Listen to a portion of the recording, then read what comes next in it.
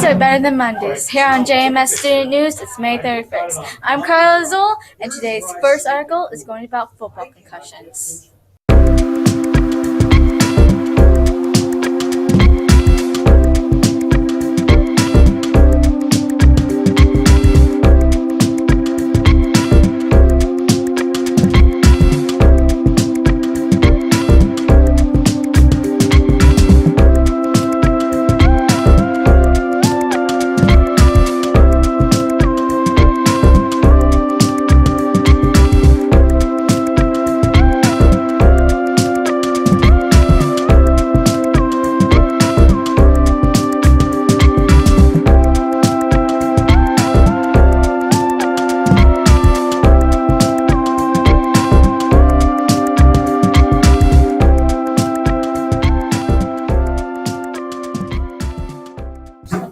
ISIS is stirring up trouble. Let's go to the Middle East to see what's up. ISIS splashed tears through a Baghdad market.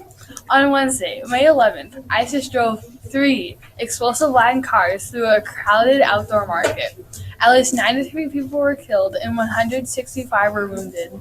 The largest bombing of the day struck a crowded outdoor market in Baghdad's eastern district of Sadr city and left up to 85 people wounded, several seriously, prompting fears the death toll could rise further, officials said. Reporters reported that an SUV was packed with explosives before exploding near a beauty salon at rush hour. Most of the victims were women, they said. Karim Salan, a 45-year-old grocer, told that the bomb was a pickup truck loaded with fruits and vegetables. He said a man parked it before quickly disappearing into the crowds. It was such a thunderous explosion that jolted the ground. Salih was quoted by the AP as saying, "He added the force of the explosion, threw me from meters, yards away, and I lost consciousness for a few minutes." Ambulances rushed to the scene as dozens of residents walked through twisted and mangled wreckage of cars and other debris that littered the pavement trying to help the victims. The street was stained red with blood in many places, and the front sides of several buildings were heavily damaged. Smoke billowed from the ground-level stores and gutted out by the explosion. Later that day, a suicide bomber wearing an explosive vest detonated in a busy square in the Shintay neighborhood of Al-Qamadan, killing 17 people and wounding 43 others, said 2 police officials in Baghdad. Another suicide car bomber exploded in the Sunni neighborhood of Al-Jamia in western Baghdad, killing 12 people and wounding 31 others. The attackers targeted a checkpoint manned by Shintay. Another suicide car bomber exploded in the Sunni neighborhood of Al-Jamia in western Baghdad, killing 12 people and wounding 31 others. The attackers targeted a checkpoint manned by the Shintays. ISIS did not immediately claim responsibility for the second or third attacks. Have you ever wondered how many bathrooms are in school? Well, at James Madison Middle School, there are 17 bathrooms. In these bathrooms are 40 toilets and 21 urinals. Now that's random. Now let's go to Flint, Michigan, where we learn about the water crisis.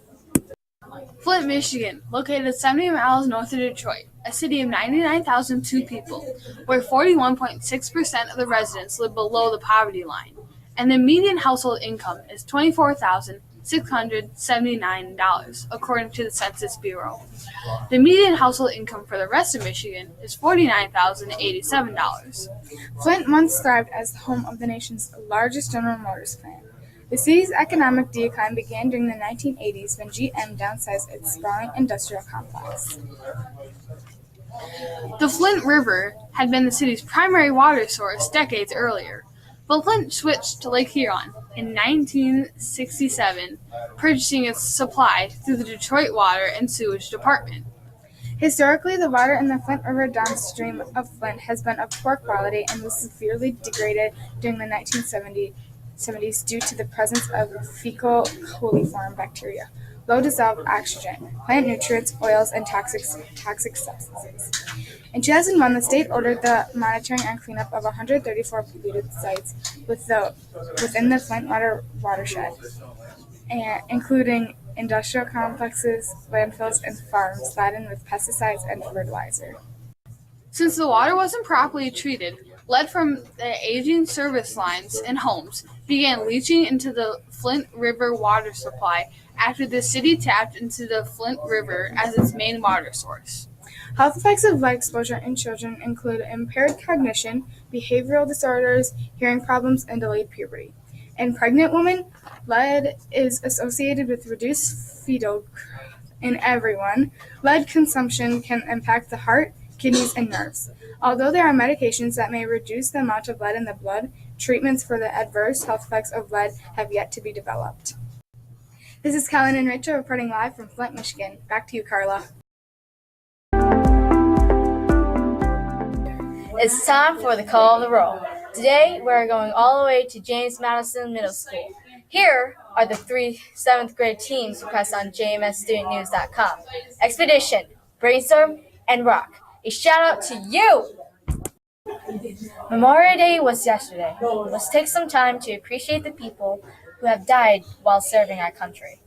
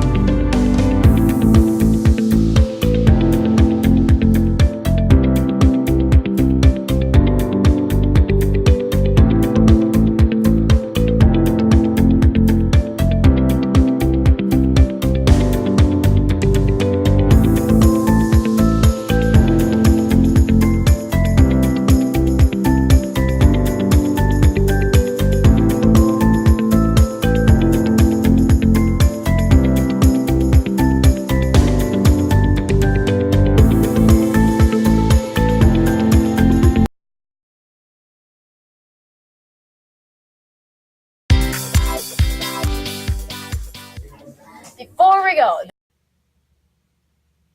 there's one crazy dog sprinting straight into sea. Now that's one hot diggity dog.